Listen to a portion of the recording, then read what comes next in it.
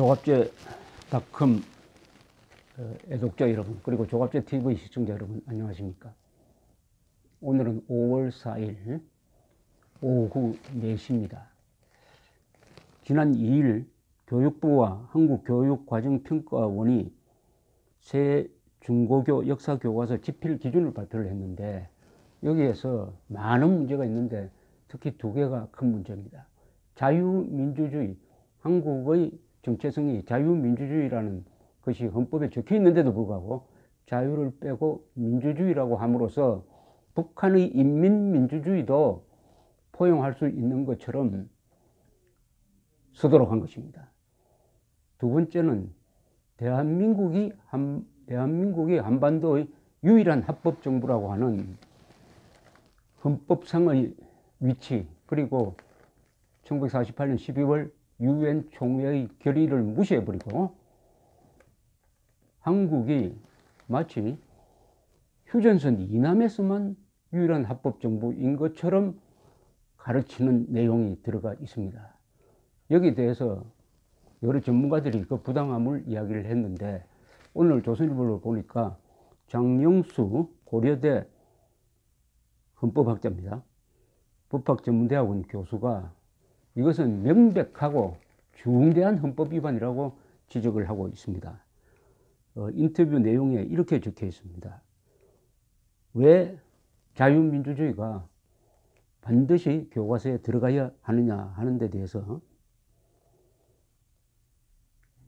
북한은 스스로 인민민주주의라고 말하는데 그들의 민주주의는 우리가 추구하는 진정한 민주주의와는 다르다.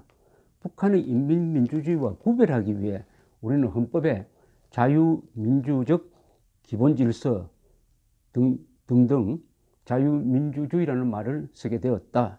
헌법 제4조는 우리가 통일을 하더라도 자유민주적 기본질서에 입각한 통일을 해야 한다고 규정하고 있다. 따라서 자유를 뺀 민주주의라는 것만 가르치는 것은 헌법 위반이다, 이렇게 지적합니다. 정치적으로는 민주주의를 다양하게 말할 수 있지만 헌법에서는 그럴 수 없다는 겁니다. 헌법은. 왜냐? 헌법은 합법 여부를 분명히 따질 수 있어야 합니다. 그러니까 헌법은 북한의 인민민주주의, 그것을 받아서서 말을 바꾼 남한 좌익 세력들의 민중민주주의는 자유민주주의와 다르므로 이것은 우리가 허용할 수 없는 것이고, 이것을 선전하면은 국가보안법으로 처벌된다.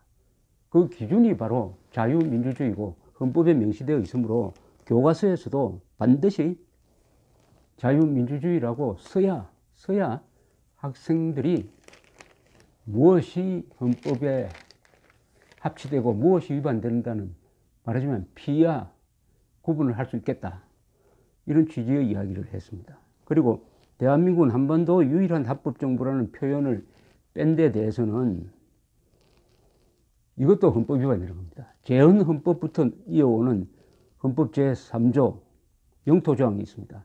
대한민국의 영토는 한반도와 그 부속 도서로 한다. 이렇게 되어가지고 우리 헌법은 북한을 불법 집단이고 한반도 전체가 대한민국의 영토라는 점을 분명히 하고 있습니다.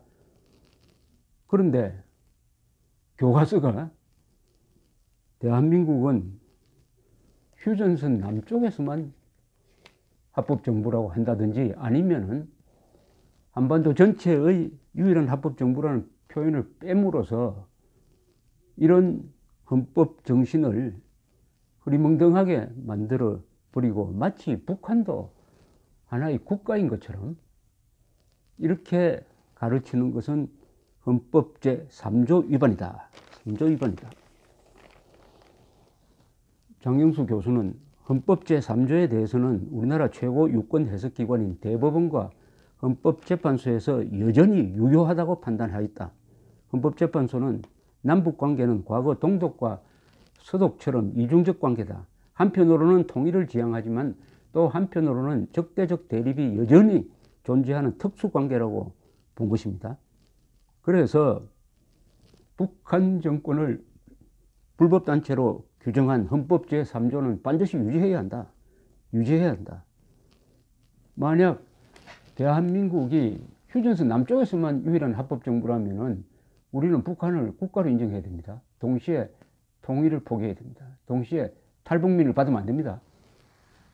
우리는 탈북민을 받았을 때 별도의 국적 취득 조치를 취하지 않고 바로 주민등록증을 내줍니다. 그것은 헌법 제3조의 명령대로 북한 주민들은 우리 국민이다. 북한 영토는 우리 영토다라는 법적 근거에서 그렇게 하는 것이죠. 한반도 유일의 합법정부라는 표현을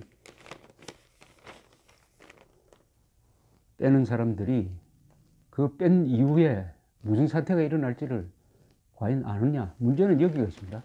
이 조항이 문제가 된 것은 일부 아주 문제 많은 좌파 학자들이 1948년 12월에 유엔 총회 결의를 조작을 해가지고 유엔이 대한민국을 38도선 남쪽에서만 유일한 정부로 인정했다는 거짓말을 했습니다.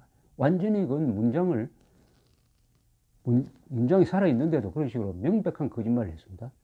그걸 또 우겨서요. 이 좌익들은 우기는데 선수입니다. 그래서 한때 교과서에서 그렇게 적혔던 적도 있어요.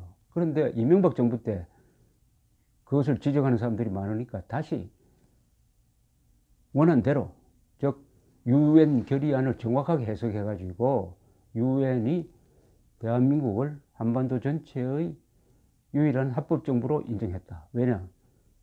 1948년 5월 총선거를 통해서, 공정한 총선거를 통해서, 또 유엔 감시하에 이루어진 총선을 통해서 출범한 정부이므로 합법성이 있다. 그러나 북한은 찬반 투표가 불가능한 원천적 부정투표를 통해서 만들어진 정권이므로 그것은 합법성이 없다. 이렇게 한 것입니다.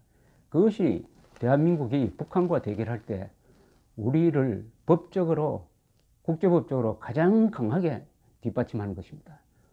즉 북한은 불법 선거, 부정선거를 통해서 출범한 정권이니까 국제공인을 못 받았고, 우리는 공산주의자들의 반대를 무릅쓰고 선거를 통해서 국회를 구성하고 국회가 헌법 만들고 그 헌법에 따라서 정부를 구성했으므로 합법성이 있다. 이렇게 된 거죠. 그것을 민주적 정당성이라고 합니다. 이 민주주의 좋아하는 이 정부가 대한민국의 민주적 정당성을 지금 부정하는 짓을 하고 있는 것입니다. 이 이야기를 들으면은 역시 헌법학자들이 나오니까 명쾌하게 정리가 됩니다. 지금 교육부의 이 행동은 범죄 행위입니다. 범죄도 보통 범죄가 아닙니다. 헌법에서 가장 중요한 헌법의 영혼입니다. 헌법의 영혼과 정신을 망가뜨리는 헌법을 완전히 부정하는 교육을 하겠다는 겁니다. 헌법을 부정하는 교육을 하는 것은 이것은 반역입니다. 반역. 그 수법이 범죄적입니다. 왜냐하면 1948년 유엔 총회 결의가 분명히 한국을 한반도 유일한 합법 정부로 인정함에도 불구하고 그것을 무시한 것이니까, 또는 조작한 사람들의 견해를 받아들인 것이니까 이것은 범죄입니다. 헌법 위반이고 그 헌법 위반을 하는 방식이 범죄적 방식으로 했다 이거죠. 그렇다면 가만둘 수가 없죠. 이런 교육부 장관과 거기에 불법인 줄 알면서도 따라간 공무원들은 문재인 정부 시절에도 처벌을 해야 됩니다. 처벌을 하도록 하는 방법은 고소, 고발, 탄핵이 있습니다. 고소, 고발, 탄핵이 있습니다. 그런데 국가의 정체성을 부정하는 사실을 조작해가지고 이것은 공무원의 범죄로서는 최고 수준의 범죄입니다. 국헌 문란 수준의 범죄입니다. 헌정 질서를 문란하는 겁니다. 국가의 정체성과 정통성을 부정하는 것이니까요. 여기에 대한 벌은 아마 어마어마하게 중하게 나와야 될 것이라고 생각을 합니다. 문제는 지금 문재인 정권이 헌법과 법률 위반을 예사로 하고 있습니다. 권력을 앞세우고 선동 언론의 뒷받침을 받으면서. 그러나 헌법은 아직 살아 있습니다. 살아 있는데 잠들고 있어요. 잠자고 있는 헌법을 깨워내야 합니다. 헌법의 힘으로 반헌법 세력, 반국가 세력을 단죄해야 됩니다. 대한민국이 망하지 않는 한 이런 반국가적, 반헌법적 범죄 행위를 한 사람들은 용서받지 못할 것입니다. 또 하나 헌법 위반을 저지르고 있는 게 있습니다. 헌법 제7조 모든 공무원은 국민 전체의 봉사자이며 정치적 중립성은 보장된다고 했습니다. 이런 짓을 하지 말라고 공무원들을 보호하는 규정입니다. 헌법 조문입니다. 문재인 정권에 대한 봉사자가 되면 안 됩니다. 국민 전체에 대한 봉사자가 되야지. 그러니까 정치적 중립을 보장하고 있는 것입니다. 공무원이 교육부 장관의 지시나 상부의 지시에 대해서 이것은 헌법에 위반되므로 못하겠습니다 라고 해도 그 공무원을 처벌할 수 없도록 보장하는 것이 헌법 7조입니다. 그런데 어떻게 반헌법적인 명령을 따랐습니까? 공무원은 불법한 명령, 특히 헌법 위반 소지가 있는 명령은 따르면 안 됩니다. 따르면 어떻게 되느냐? 같이 헌법 파괴자가 되는 것이죠. 지금도 늦지 않았습니다. 지금도 늦지 않았습니다. 헌법이란 칼이 교육 공무원들 머리 위에 지금 드리워져 있다는 것을 알아야 될 것입니다. 역사는 짧지 않습니다. 문재인 정권은 영원하지 않습니다. 감사합니다.